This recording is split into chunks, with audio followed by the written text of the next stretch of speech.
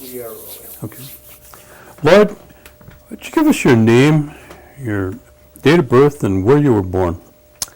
Lloyd E. Powless Jr., born Spell that for us, please. Powless, and born March 4th, 1945, and it was at St. Mary's Hospital in Milwaukee.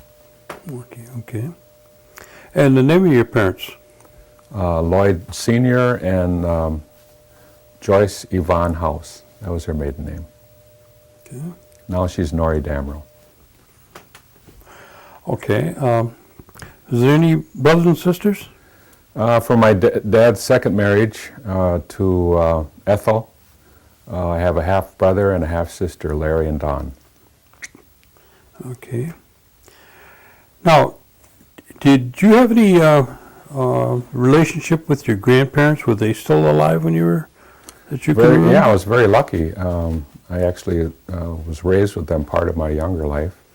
Walter and Pearl House on my mother's side. Okay, and your grandmother, what was her maiden name? Archicot. Archicot, okay. And it's on your mother's side. Right. And your father's side? Father was Hyson and Sophia Powless. Hyson, Sophia, what was her maiden name? Huff. Huff. Mm-hmm. All right. Do you remember, can you tell us anything about your grandparents on your father's side? Not a lot. My parents were divorced when I was fairly young, and that's why I spent time with my grandparents on her side. I would have been interacting with them when I was very young, probably 3 and under. Mm-hmm. So I don't really remember them that well. Okay. But my grandparents on my mother's side, I lived with them actually here several years, went to the mission school. And they resided where? Several places. I think the first time was next to Rick Hill's, Dr. Hill's. They had a little place there. It was like a one-room house, no indoor plumbing, no electricity. I remember a wood burning oven, stove, kerosene lamps, that kind of thing. The second place we lived was they call it Shenandoah now, but we called it South Park Avenue.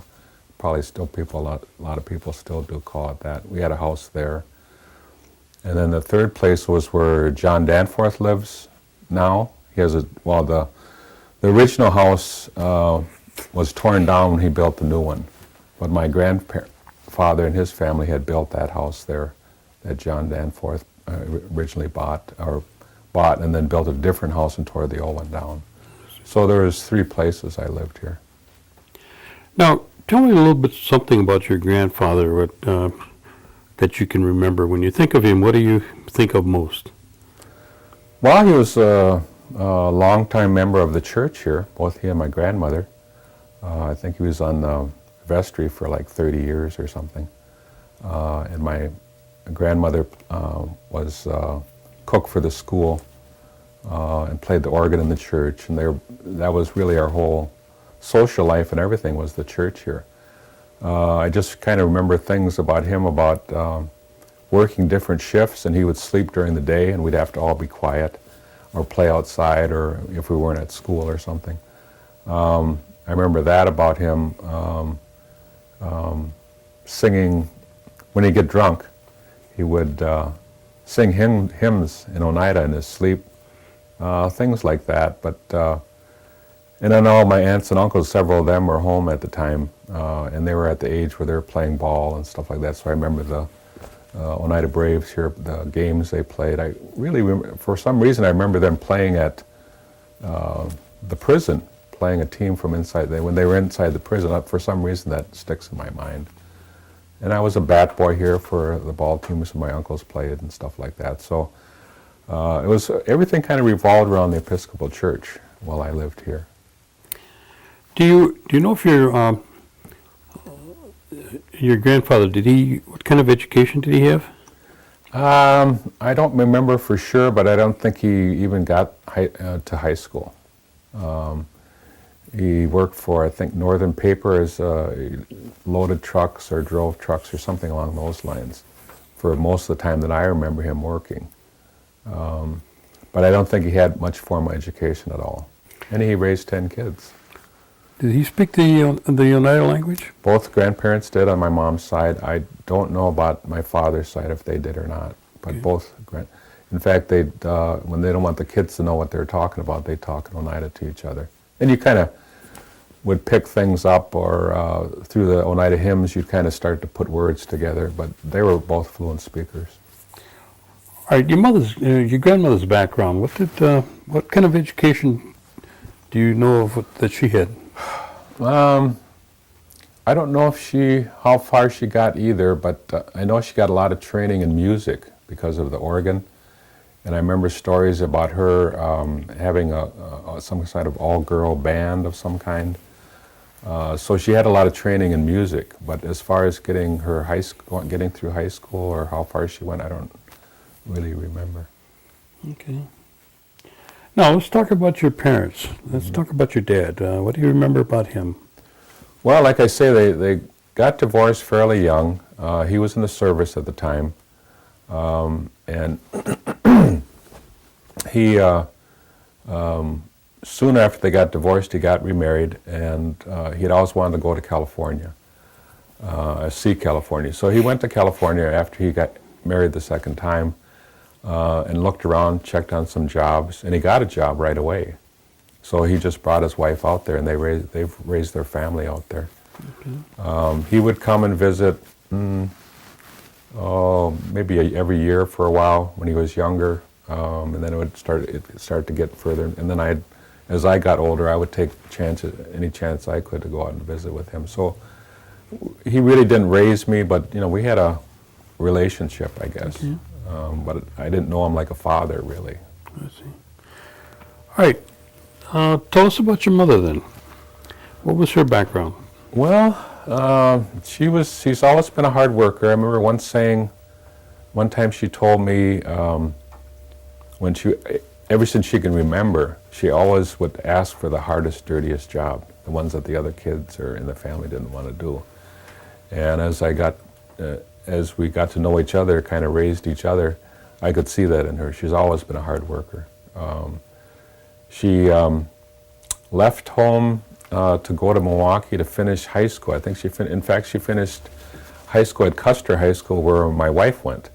20, 30 years apart, but they went to the same high school, and my mother graduated from high school in Milwaukee. She then met my dad. They got married when she was 19, I think, 18 or 19. Got married young and divorced within 3 to 5 years, something like that. After that, she's been married 3 times. She got an associate degree, working full-time, and going to school full-time when she was 60. She got an associate degree with honors. She's still working. She's 78 years old. She just turned 78. She still works full-time. She started the food distribution program here in the community for the tribe, and has been there over 20 years now. Got the money through grants and stuff to build a warehouse for her program, and the building's actually named after her, Nori Damrow facility. The Nori Damrow name is kind of interesting because she was born Joyce Yvonne House, and she married my father. That was Joyce Powless. Her second husband was Ralph Noriega. He was Cuban. She met him in Miami when she was working there, and then later lived about 4 years in New York with him, and then came back to Wisconsin. That's where the Nori comes from, her second marriage. His name was Noriega. The Damrow was her third husband. He was a painter. She has paintings of his all over the house. He's fairly well known in the Southwest. And they had broken up, and he came back here and lived the last 2 or 3 years. He died here in Wisconsin with her. And that's where the Damrow comes from. So that's where the Nori, she's, I guess, legally Nori Joyce Damrow now. But very interesting woman. She's been in arts and crafts. Actually, Charlie Damrow, who was white, got her involved with the Indian arts and craft business, and she started one in Manitou Springs, Colorado, and she was there about 8-10 years, and they even started a powwow at Garden of the Gods there, where she was on like there was an Indian council of some kind in the area, and they started that powwow. So that's where she got involved through him, through a non-Indian. And she's been in that business ever since. So she's probably been in it, 40 years now, something like that. So she's kind of picked up that through a non-Indian, and then moved back here in about 1980. And it's interesting because I don't think she ever would have, she wanted to leave here because there wasn't anything here at the time. And she saw a lot of the world. She actually went to Cuba with her second husband, lived in New York, in Florida, and then back to Wisconsin, Milwaukee several years too. And then, but made the full circle to come back here, and now she's an integral part of the community here. Where did you start school? Well, I was raised mostly in Milwaukee, but I kind of jumped around a little bit. The majority was in Milwaukee. Started in Milwaukee, then we lived 4 years. I came up here after her first divorce. That's one of the times I lived here. And then we lived in New York for about 4 years, New York City, actually Queens. And then came back here for a year after that, stayed up here for about another year, and then back to Milwaukee from 8th grade on. So it was mostly Milwaukee. And when did you spend the times with your grandparents? Was it during the summer times, or? Well, my aunt asked me about that. She said she seemed like I was always there. But I can just remember I believe it was the 3rd grade, and it might have been a summer before that, and then the 7th grade. So those school years, for sure. Other times, if it was before that, when I was a baby or something, of course I wouldn't have remembered that from like 3, 4 years and younger. Just those 2 years for sure, and maybe the summer before or after, something like that. Was your mother involved in any kind of tribal politics or governmental operations? Well, the food distribution director, she's been that for 20 years. That's a tribal program. She was on the Commission of Aging and the chair for, I think, one of the year. I forget how long her term was, 3 years maybe. She was chair of that for 1 year. But not really active. I guess she left that to me. I had enough time in there, so she saw that wasn't something she'd like to do. Okay, you went to you went to school primarily in Milwaukee. Mm-hmm. All right, where did you go to school there, and what school was that? Well, we always lived on the east side when we lived in Milwaukee, and I went to Riverside High School. My junior year, I went to a private school called Milwaukee University School at the time. I think it's University School now. But it was 3 years at Riverside, 1 at Milwaukee University School. And did you finish school there then? Yes. And about what year was that? 1963. 63? Yeah, I graduated. And what did you do after graduation? I figured out that I should have gone to college, I guess. Well, I was a terrible student, and just barely got it. In what way? I mean... just poor grades. Okay.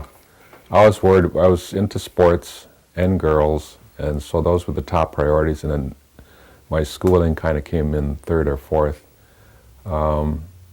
And I just barely, I remember having to wait because university school had a different grading system than the public school system. And so I had to wait till that was all figured out, and I just got through it by the skin of my teeth to get my diploma, in the regular time. But that was, it was interesting to say the least, but I just barely did get through there. And I went on to college also in Milwaukee, at UW Milwaukee. And did you graduate at that time? I was on about the 20-year plan, and yes, I did eventually graduate from UW-Milwaukee, and then went and got a master's from Silver Lake College. But that wasn't until a few years later. Oh yeah, that was a long time later. Actually,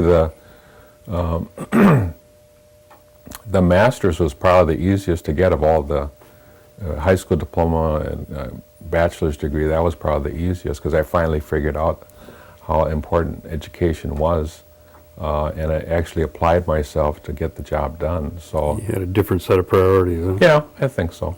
Finally grew up. All right, once you got out of school, where did you go then? Out of high school, I went, about a year I worked, and I was working in gas stations and things like that, and didn't seem like I was really going anywhere. And I really couldn't get into school, into college, or even, well, junior college, I probably could have got into MATC or something like that. But I really wasn't interested in that anyway. So I joined the service. I joined the service in '64. And for 3 years, and I went to school to be a mechanic. I think a lot of this is from my dad. My dad was in the service, so in the Army, so I went in the Army. He was a mechanic, so I went to mechanic school, and I just barely got through that. That's not really an aptitude that I have right now. I don't even change oil on my car, even though I went through part of MATC. Maybe a semester of auto mechanics there, which is one of the top schools in the country for auto mechanics. And then the full school in the Army, and then a month refresher course. And still, even in the service, I drove truck almost the whole time. I really didn't work on vehicles.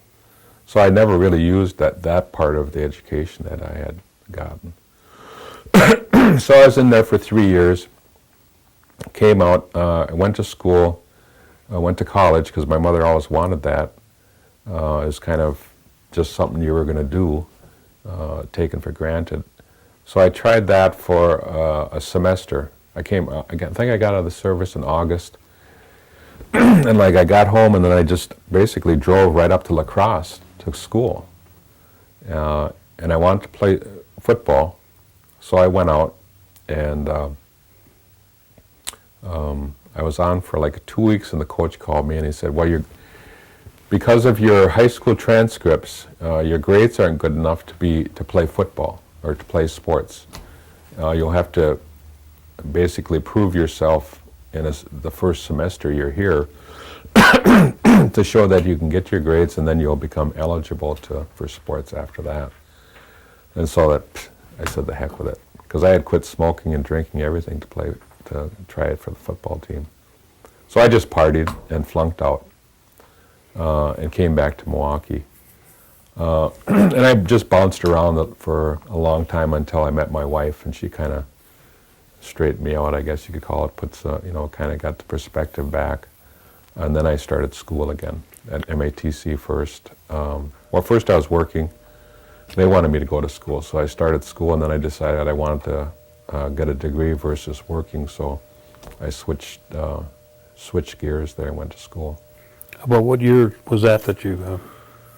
Let me see, probably about 71 maybe, 70, 71.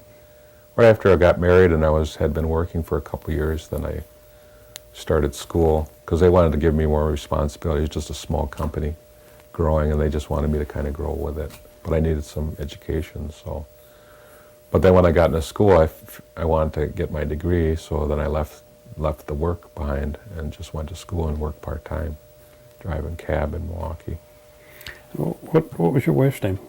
Sharon Darlene Walters was her maiden name. And she's from Milwaukee? Yes. Okay, now you're married now, Mm-hmm. and you're going back to school full-time. And then what did you get into after that? Well, I was, again, I was not a good student. I was just kind of getting through all this time on the skin of my teeth. And I got to where I needed a semester of work to get my degree. And I was, I guess it was academic suspension, I think they called it. basically your grade point average falls to a certain level, and then you have to drop out of school for a semester, kind of get your head together and come back again. And during that time, I applied for a job in Stevens Point for an organization called Wisconsin Indian Resource Council. And I didn't think I'd really get it, but I put in for it. And I have been working as an alcoholism counselor for her Powless in Milwaukee. And so I did get the job. So packed up the whole family and off to Stevens Point. It's kind of a culture shock to go from a major urban area to a small college town. But we had 5 real good years there. And the school just fell to the wayside again. And I was the opposite. The school fell aside and I started working. And we had 5 real good years up there. They really enjoyed the community. Sharon, my wife, worked full-time as a waitress, and she had a good place.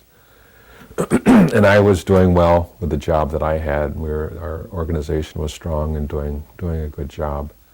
So we were up there for 5 years after that. And after that, where'd you go? Well, then part of my job was working with all the tribes in Wisconsin, which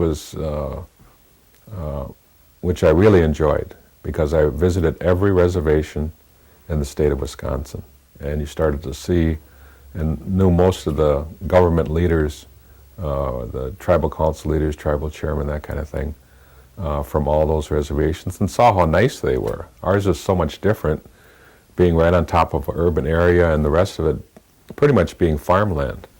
Whereas you start looking at some of the other ones, and most of them are heavily wooded. They have rivers, lakes, or streams going through their reservations that are very nice. It's just a totally different look of a reservation, kind of the stereotypical reservation that you would think of in your mind. So I got to do all of that. And of course, I would work here with the Oneidas. And so that brought back all the, seeing friends, relatives, etc. Started to kind of bring back something in me that all those good memories, there are always good memories of living here. So I slowly wanted to move back here. So after 5 years in Stevens Point, we got to the point where I applied for some jobs here and got a job here, and then we moved back. And it was a struggle. We liked the schools. I always teased my wife that we both had good jobs. We liked the schools. We liked the community. Well, so that was much too nice. Let's move to Oneida. So we did. And it was a struggle. It took us about 4 or 5 years to find a home to buy. The first job I had, I was fired from. So I was unemployed for like the first time in my life almost. For about, I think I was let go in April. And then I decided to go back, and that's, I think, where the change in appreciation of education came, and I decided to go back, and since I was unemployed, to go back in that fall to school and finish my degree. And I didn't want C's and D's, I didn't want to scrape by, I wanted A's. And I pretty much did that. Finished up, got my degree. And then the first job that I had after that was it was interesting because I always got teased about that. It was called the reproduction director, but it was more of the forerunner of the printing operation that we have now. We had one press, and we made copies for the tribe, multiple copies, large orders for the tribe.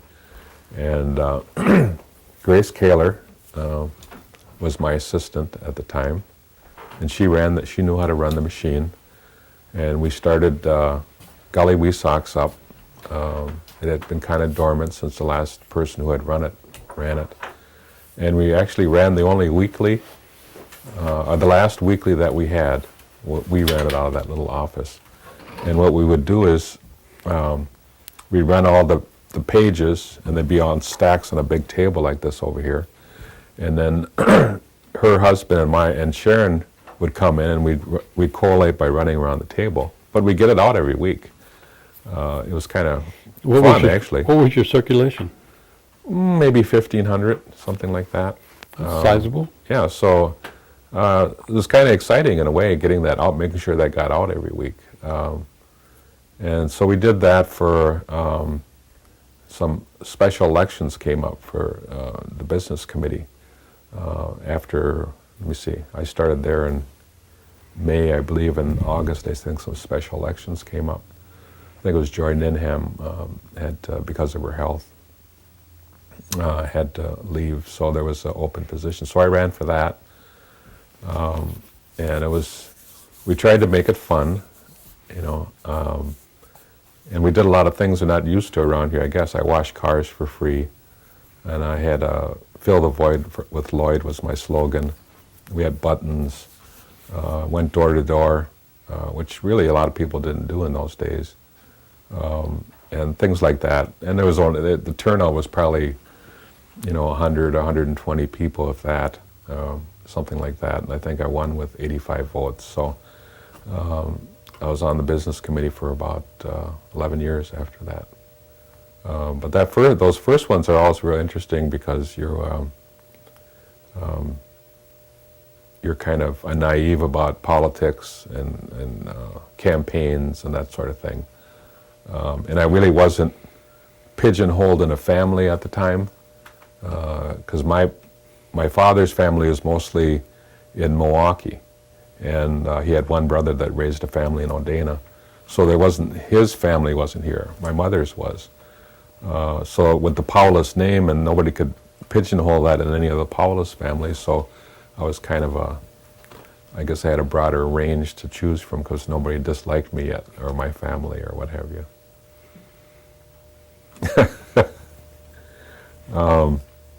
So the business committee years were interesting. Well,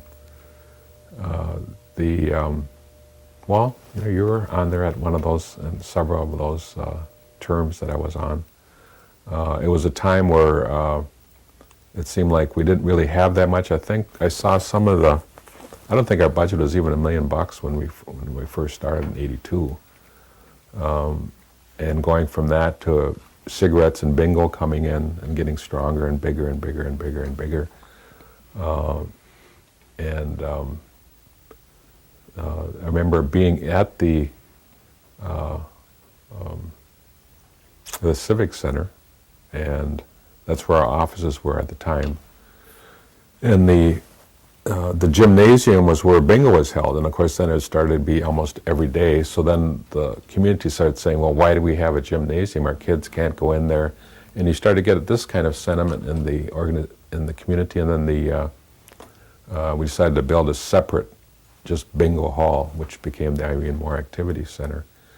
But that, you know, living or being on the committee through all of that growth was really exciting because people felt they could do anything. The communities felt anything that we tried. If we made mistakes, you know, you had so much, all this revenue was coming in, you just kind of, you know, it just kind of got lost in the shuffle of continued growth of everything. I mean, the programs that came in through the federal government, the state, the amount of work that was available through the bingo hall, and everybody was getting paid then. All, you know, it was just, you know, it was a kind of an explosion of growth here, and a lot of people moving back, coming back, retiring and coming back. A lot of more highly qualified Oneidas that maybe didn't see anything 10 years before that happening here. All of a sudden there was all kinds of things to do here, and there was a place for them. So you saw a lot of people like that come back. There's example after example of, I could just take Russell Metoxen moved up, and he had 6 or 7 kids. So within 5 years, you know, then the kids start coming and moving back. So whole family started moving back here. And it was just really a great time for us. And then you hit that I mean, we bought the Norbert Hill Center, you know, our Sacred Heart Center at the time. All those kind of humongous things happening that we never thought we'd ever be able to do. In fact, when we bought Norbert Hill Center, we didn't know if we'd be able to pay the operations of it. much less put enough programs in to make it worthwhile. But we did get, I think, about 110 acres that went with it that just was basically transferred back to the tribe. So that was a big plus for getting that building back. And then as things started to slow down a little bit with cigarettes and bingo and level off, then the casinos came in. And we developed, and then there was another big rush of all this additional revenue, and that by far really changed a lot also because it was so labor intensive. I mean, they needed, 1,000 people to run that place. And of course, the ordinances that we put into place said that supervisory positions had to be Oneida, and so the majority of positions there were going to be Oneida people, and we would be running it. And you needed them at all levels, with all levels of education. We needed a lot of entry-level people, but you also needed people with bachelor's degrees and MBAs and those kinds of things. So again, there was this whole swirl, the building of the hotel, and it just, one thing after another, large projects. And of course, that started to level off. And then you started getting more of the per capita discussion started happening. And I think that changed our community quite a bit too, because you start seeing these $1 million figures, 100 million, 50 million, 80 million, and all these various huge projects that we're getting involved in. And some of them started going bad. They didn't work. People get blamed for those decisions a lot. But I don't know of anybody who wasn't trying to do the right thing when they made those decisions. They just didn't work out. Everything doesn't always work out. I mean, we're kind of spoiled with cigarettes and bingo and then the casino because you just opened doors and, money came in. Whereas a lot of the other attempts that we made, other than the hotel, didn't work. That's the way the world is, too. But I think per capita probably changed us a lot.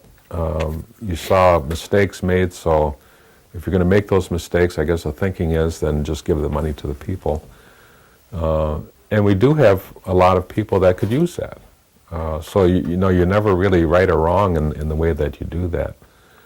So that'll always be, I think from now on, will be a continuing argument with us as how to use our resources. I guess for me, it's always been, put people to work. I'd rather give them a job than 3, 4, 5, even 5,000 a year, even though they could use it. But that's up for the community to decide. They have to struggle with those decisions on a yearly basis about what do they really want. And I guess that's where we are now. We have resources, we have homes, we have houses. I mean, all of them that we could have more. But I think we've given the community the ability to start looking at what they really want with the resources that we have. And that's just going to keep changing with the governments and the management that you have.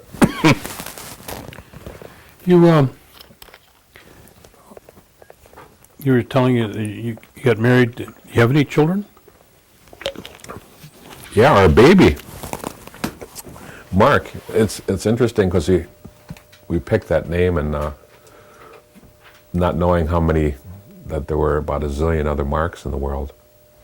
Mark Powless he's Mark William Powless. William comes from his Walter's father was William.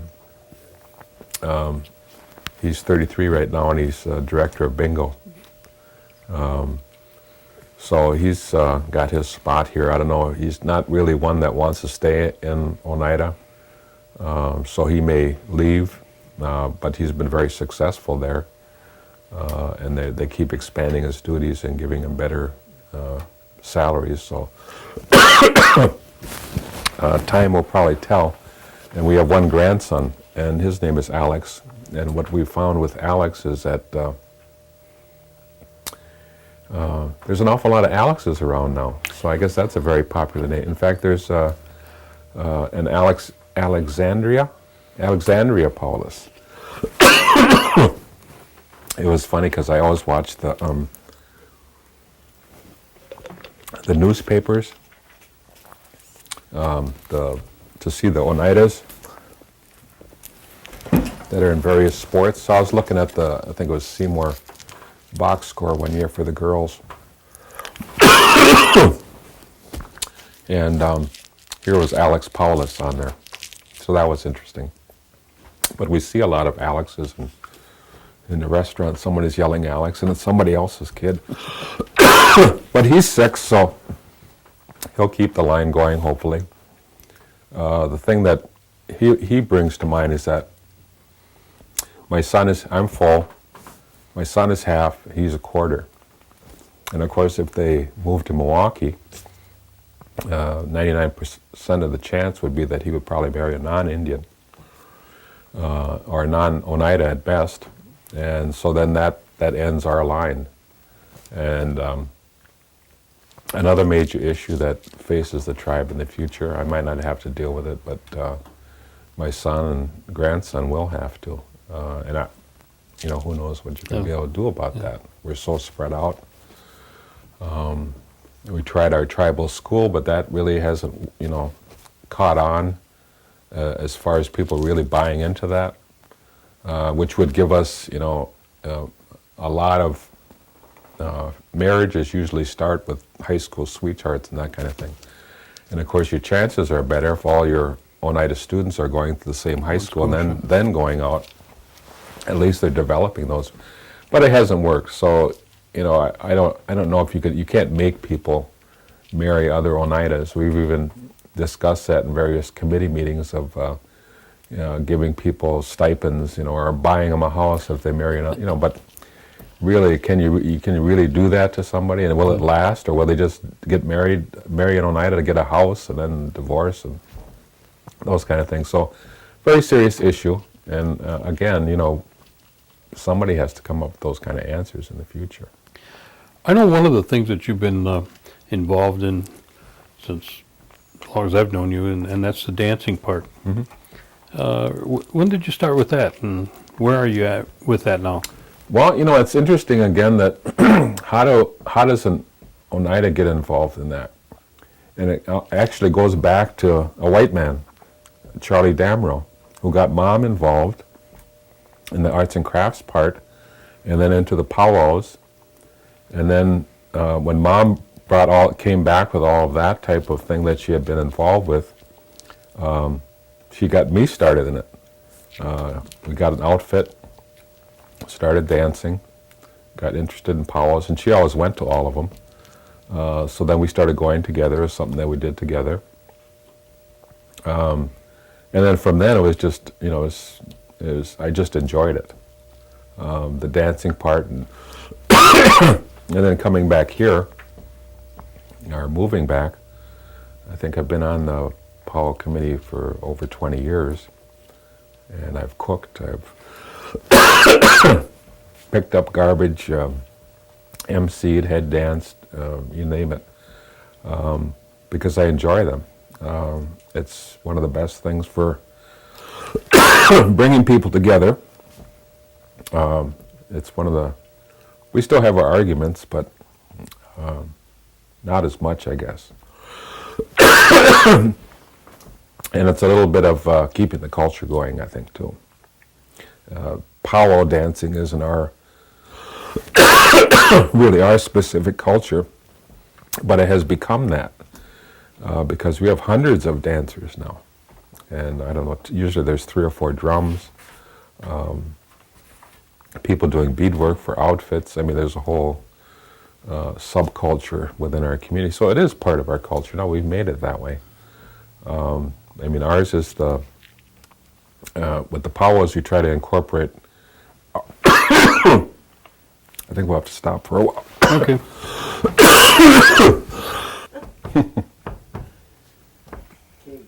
Where did that crack in the lens come from, Alan?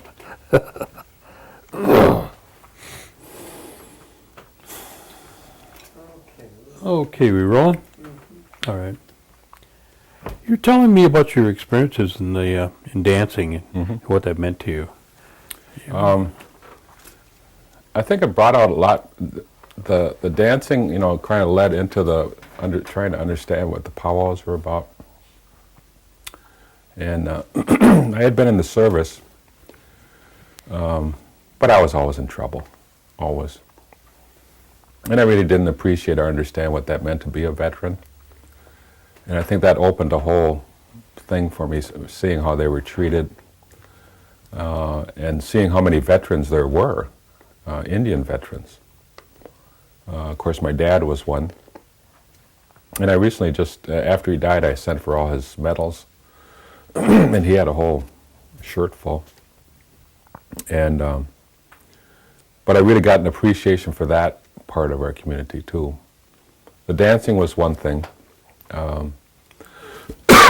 But then I would go to different powwows, and it was a lot of the elders from the different tribes. I would visit with them, and they were just kind of dying to pass on things, and a lot of the younger people wouldn't listen to them, but I would.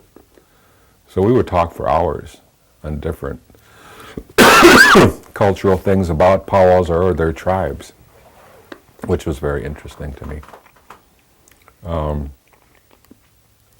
And again, trying to bring Oneida things into our powwow kind of helped me learn about my own culture. I never get this right, but the powwows dance in a clockwise? Mm-hmm. Clockwise. And so at one point in time we decided, well, we should go counterclockwise, because that's the way we dance in the longhouse. Yeah. So we went through, that was kind of a struggle actually, because everybody got upset. And then every year now we do it, we explain it, and people are used to it. You're here in Oneida country, and that's why we do it. And we do it once, and then we do it the other way. So that was part of it. The smoke dancing, we brought that back. And I didn't really know about that. That's more, I don't think they dance really for contest in the longhouse, but just to bring that style dancing into the powwow arena. So we brought that back. Just the invocations, having Oneida people say the invocation in our language helps keep stimulating the language. So there, all little things like that that we were able to start to bring back and incorporate into the powwow.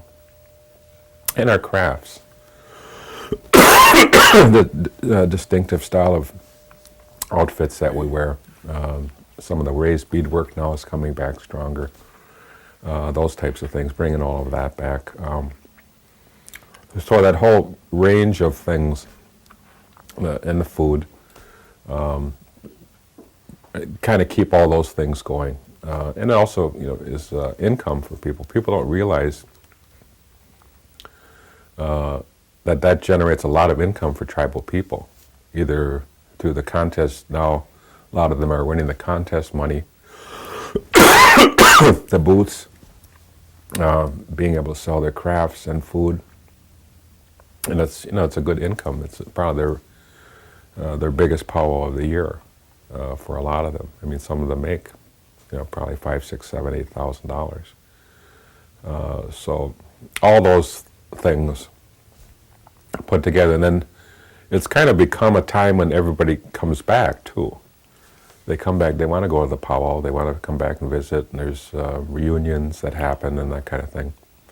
So there's just all kinds of facets of it that are interesting and are good for the community to perpetuate. And we have 4 now annual powwows. There's 3 traditional type powwows. And then there's the contest powwow in July. So I don't go to as many away from here as I used to. I don't really dance as much as I used to. But since I went on blood pressure and lost some weight, now I feel better. So last summer I did go to a couple powwows away from the community. And part of that is just supporting the people that support our powwow. So they see that you're there supporting their powwow. It's just a good thing to do. But that's been that's over 20 years now. That's been a big part of my life. And the Germany trips, I mean, those are once-in-a-lifetime events that I'll never forget. I mean, the people there were just fantastic. Yeah, for us personally, I think it was kind of got a little down on us after a couple weeks because you're living out of suitcases, you're traveling all the time, those kind of things. But the people there just kept your spirits up. They were so good to us.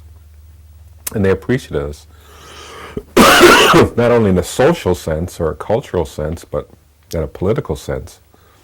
Because we would visit communities and usually they'd have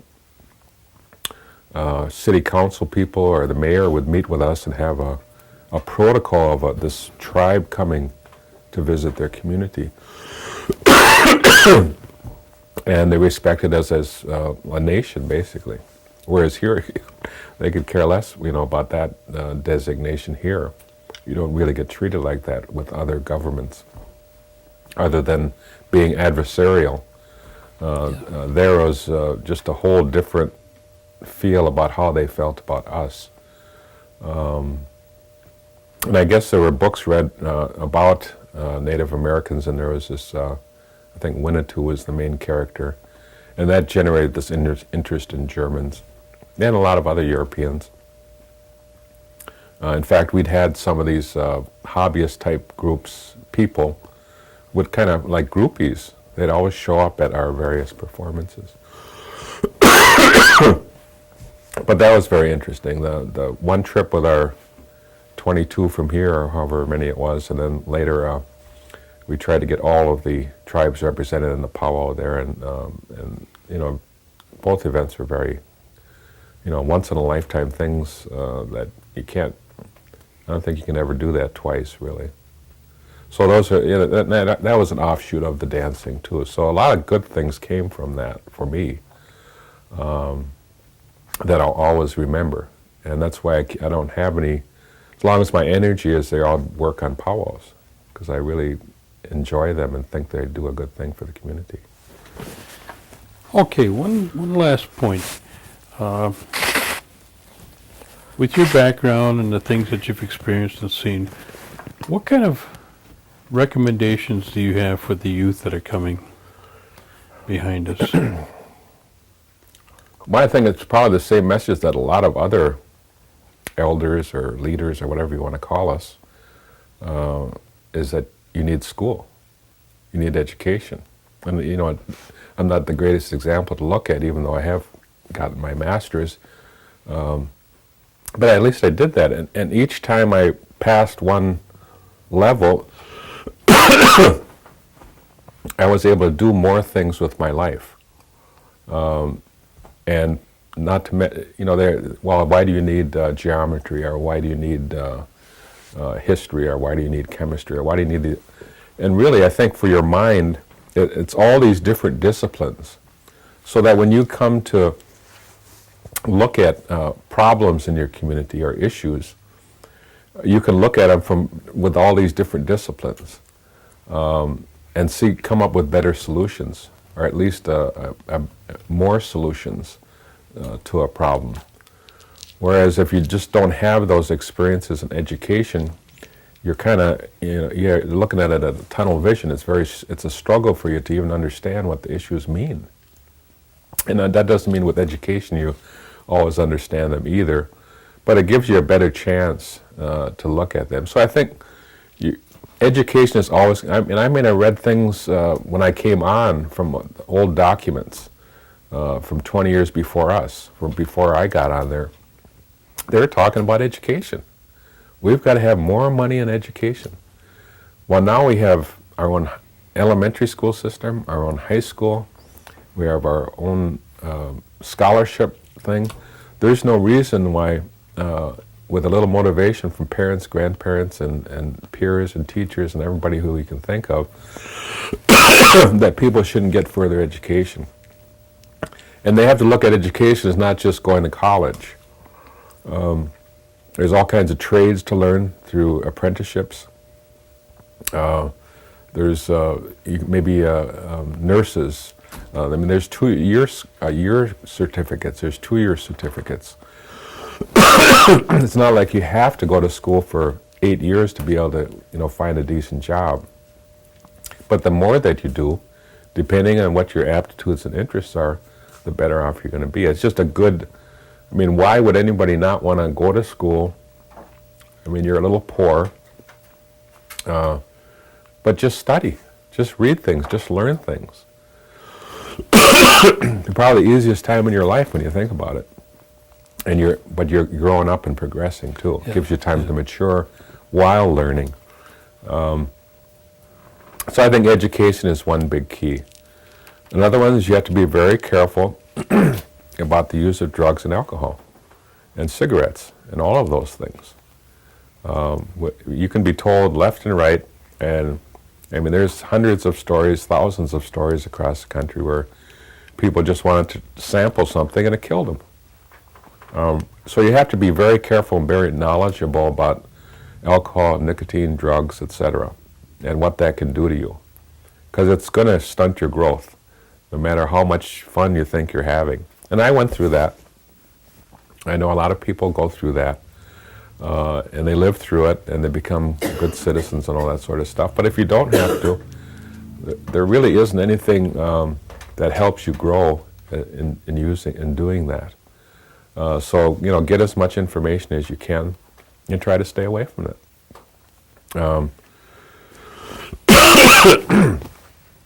I guess relationships. Take your time with relationships. It's really, when I was on the business committee, one of the things that I had in my area was the Child Protective Board. And when I tried to go to every meeting that there was under my area. And of course, after a few months of that, I figured out, well, I'm never going to be home.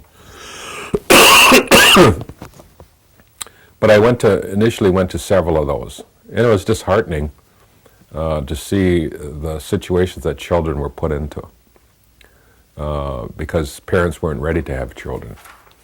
And I know I went through that with my son when he was dating a girl and they were having sex.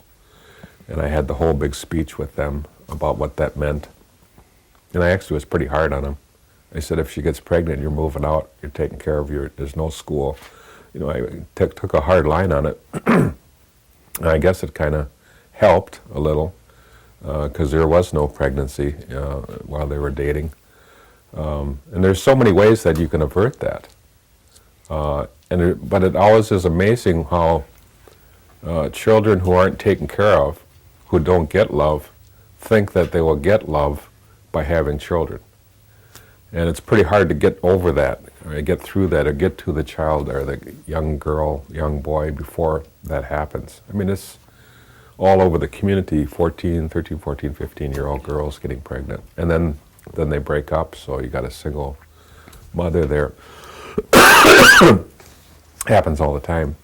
And it's not like there's not enough education. It isn't talked about enough. People don't see that in their peer group happening, and what happens to the individual afterward, how tough life is on the individual and the child.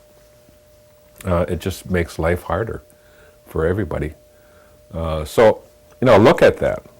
Be honest with yourself about that. I mean, kids are going to want to have sex. But they really need to look at that. So there's, I guess it all goes back to education. Learning more about the world, holding back on doing things before you really understand them as well as you can. Well, we want to thank you. We appreciate you taking time and sharing these with us. Sure. And, so the check is in the mail then, or? Check's in the mail. No, check is right here. Oh, thanks a lot. Okay.